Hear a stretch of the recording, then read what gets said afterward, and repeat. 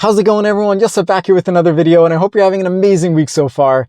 Today, we're going to do a quick and short video. I wanted to talk to you about something that's been on my mind for a long time, really since I began driving, because, well, there are certain things that people do when they drive that are just outright dangerous. And for a lot of people, it's really frustrating and annoying. And so I wanted to cover my top sort of pet peeves when it comes to driving. I know this may be a bit of a rant, but hopefully what you'll take out of this video is potentially learning that some of these things could be really dangerous. You may not have been aware of them, or potentially you see other people doing it and it's a chance to just let them know, hey, maybe this is something that you shouldn't be doing. Are you ready? Let's go. So the first pet peeve that I wanted to talk about is distracted driving. Now, the reason why this one is important is because it covers a lot of different topics. One, people are always on their phone, they're not really paying attention to the road, and that causes them to sort of wander around a little bit and not realize where they're going. It also means that they're also not paying attention to traffic lights, they're not paying attention to the speed or where they're going exactly, and so there are a lot of things that become very, very dangerous when you're not paying attention and you're distracted. So that is my first pet peeve. I see a lot of times when I'm driving around, people are on their phones and they're doing a lot of other things, and the one thing they're not doing is actually driving. And so sometimes you could be stopped, behind someone for 5 minutes at a traffic light once it turns green because, well, they haven't realized that it turned green because they're doing something else. And, I find that to be incredibly dangerous and it's very frustrating. The second pet peeve that I wanted to talk to you about today is improper use of your turn signals, or not even using them at all. So I'm sure you realize this, but sometimes you're driving and you see somebody sitting there with their turn signal on and it's just blinking and blaring forever. And that to me is really frustrating because you don't know, are they going to merge? Are they going to change lanes? Are they going to keep going straight? What are they doing? You don't know because their turn signal is just on, and whoever it is that's driving the car, operating the vehicle, isn't really paying attention to why that turn signal is on and really where they want to be going. And so that to me is a little frustrating, but the worst culprits are the people who put the wrong turn signal on. So people who want to turn right and they turn the left one on and vice versa. So, those are situations that I think are incredibly dangerous and frustrating because the whole point of the turn signal is so that you signal to the person behind you and all the people around you where you intend on going. And if the people around you don't know, then how are they supposed to react to that or to do the right thing when you're trying to merge or get into their lane? Now, the worst part is people who don't use a turn signal at all, because those people, you really have no idea what's going on, and in most cases very easily cause a lot of road rage and potential accidents because, well, you have no idea what they want to do, and all of a sudden they just cut in front of you, or they start honking at you because you're not letting them in, or you just have no idea what's going on in their mind. And just another little note on that, actually, before I move on. There are a lot of situations where you're sitting at a traffic light, for example, and, there's a lane for people to go right and left and those going straight. And sometimes, those lanes are merged where there's traffic that's going to go straight and they also have the ability to turn left or turn right. And if you don't have your turn signals on, then it's really hard for the oncoming traffic to know, are you going to turn? Are you going to go straight? Are you turning left, right? And, that causes a lot of accidents, and I've seen that happen many, many times while I'm driving. It's super important to use those turn signals the right way, even if you don't use them all the time, than to use them the wrong way or to just not use them at all. So that's number 2. Okay, enough about turn signals. On to my next pet peeve. This one is somewhat related to the turn signals because the third pet peeve that I have is people not planning their route. If you don't know where you're going and you don't know how to get there, then a lot of times you panic when you realize, oh no, I missed my turn, or I missed my exit, or you know what, this isn't the best route to go and I want to change my mind. That is something that is unbelievably dangerous and is something that I see, especially on the highway, all the time. If you plan your route and you know where you're going, and in today's world, this is not a difficult ask because we've got GPS, everyone's got it on their cars, on their phones, on their watches. I mean, there's a million ways that you can access that technology. There's no excuse for not planning your route. And if you are planning your route and it changes, don't panic if you miss your exit or you start to go the wrong way and you realize, oh no, I should have gone the other way, because there's always a way to correct that.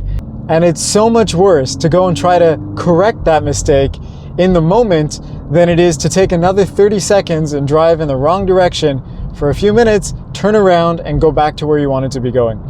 And I see that on the highway as sort of the worst case scenario, because a lot of times people miss their exit, or they think they're about to miss their exit, and so they cut across 3 or 4 lanes of traffic just to try and get in to that exit at the last possible second.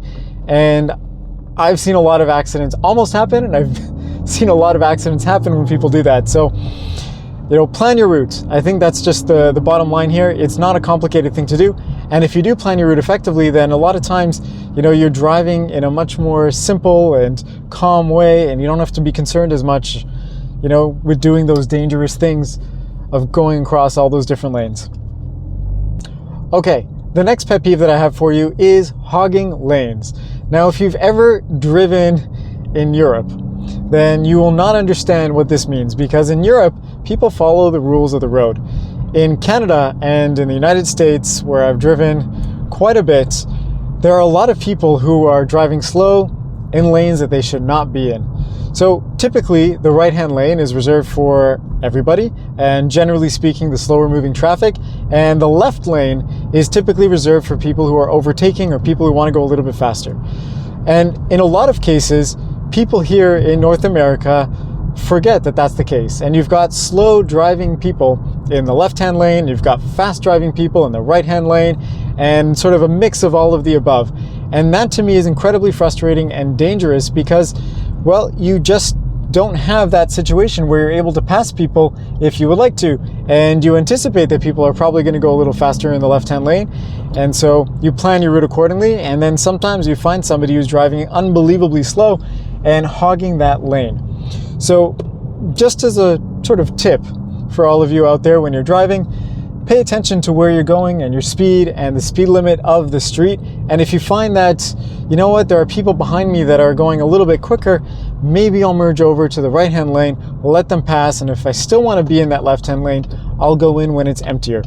So lane hogging is one of my pet peeves. It is incredibly frustrating, especially if you're trying to pass somebody that's already going really slow in the right-hand lane, and your only way to do that is to go in the left lane, and even that's blocked up because somebody is going slow there, and that just causes a lot of traffic and people to be late for no real reason. So that's something that's incredibly infuriating. Okay, the next one is really interesting because a lot of times you drive and people don't always pay attention to where they need to be stopping at an intersection. Now, I was always taught when I went to driving school from Young Drivers of Canada, shout out to you guys. I'm not sponsored by them, but I have to say I really enjoyed learning from them, well, all the years ago when I did. And the one thing they taught me is you have to pick a point of no return, and at that point, either you keep going or you stop before the light. Now, a lot of people don't do that, and they have no idea when they should stop. They have no idea when the light is going to change because they're just driving. They're not really paying attention to that stuff. And nowadays we have a lot of those countdowns for people walking across the street, and in a lot of cases they've got those countdowns regardless of whether somebody is going to use the crosswalk or not. And so it gives you an idea of how much time you have for crossing the street with a car, and if you can make it and if you cannot, at least you have a better idea of when that light is going to change.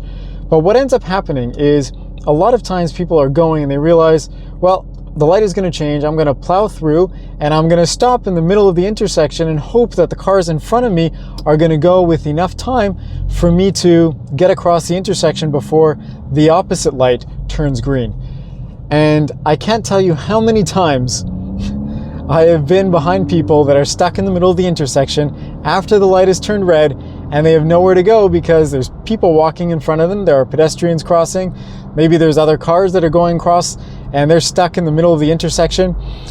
That is unbelievably dangerous, and it's infuriating for the people walking around you and for the traffic that's around you too. So when you're driving and you're approaching an intersection, it's really important to look a little bit further ahead. Just judge, is there space? Is the light in advance of me going to turn red very soon or green? Is there going to be time for me to go in through it? And that's something that if people planned just a little bit more would save a lot of time, it would save a lot of energy and frustration, and it would reduce the risk of getting into an accident for you and for other people around you. Now, it's equally important when you're coming up to a driveway, or when you're coming up to an intersection where you don't have, let's say, a traffic light for the other direction, or maybe a plaza opening, something like that, where there's a driveway, there's an entrance to another street or a plaza or something like that, and you're on the main road that's sort of adjacent to it. If you go and stop when there's a red light in front of that driveway or in front of that intersection, it's just sort of a not nice thing to do, because that is effectively telling the people that are coming in and out of that plaza or that parking lot that you don't really care about them, and you'd rather sit there and block that entrance than to let them go through. And that to me is unfortunate. Obviously, not every road like that has a sign that says do not block the intersection, but it should be common courtesy or common sense not to do that. Let people in. Don't be a schmuck. And that just helps make the world go round a little bit better. And it also helps ease the flow of traffic, because then you don't have people that are trying to squeeze themselves in from one lane to another, trying to get through the cars that are stopped, like at game rush hour, trying to squeeze their way through. So if you can, just be courteous of people around you. And if you see there's a driveway or another street or an entrance to a plaza or something like that coming up, and there's a red light, you're not going to go anywhere anyways. Just let the people through, leave that gap. So if there is somebody that wants to go there, they have the ability to do that. So that is something that I find to be incredibly infuriating. Hopefully you've understood that as well. And I think if we just change that one thing, there would be a lot less road rage for people driving. Okay, all of those are really infuriating and really big pet peeves. But my biggest one of all absolutely is people who don't use their lights properly.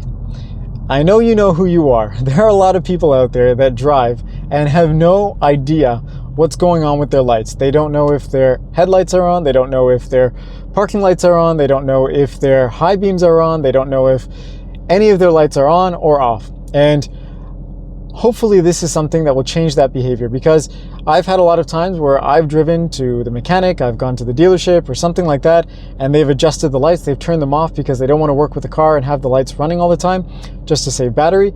And I found that sometimes you get back into the car and you don't realize that you've left the car without the lights in the automatic position. And so a lot of times people go driving around with just their daytime running lights on, and at night it's incredibly dangerous because your full headlight system is not running, and that means that your rear lights are not on. And that's something that's going to cause a lot of problems for the people behind you. They can't see you very well. So take note of that. Pay attention to whether your full light system is on or just your daytime running lights are on, if your light switch is on automatic or if it's on just the parking lights or just your daytime running lights, because that can save a lot of frustration. Now, the other side of that is using too many lights. And what I mean by that is people have high beams, and in a lot of cars nowadays, they have high beam control, so it helps make sure that, well, you're not using your high beams when you're not supposed to, but there still are a lot of cars out there that don't have that and tend to use their high beams all the time. They just leave them on for whatever reason, and that is really annoying because you end up blinding people in front of you. The lights nowadays are so powerful and they're great. It's really important to have good lights, especially when you're driving at night on a country road without any other city lights around or things like that. But when you're driving in the city, even in broad daylight, you don't want to have somebody's high beams blaring in your face. So bear that in mind when you're driving. Just take note of where your lights are. Are your high beams on? Are your regular lights on? Is it nighttime and just your daytime running lights are functioning and not your full headlight system?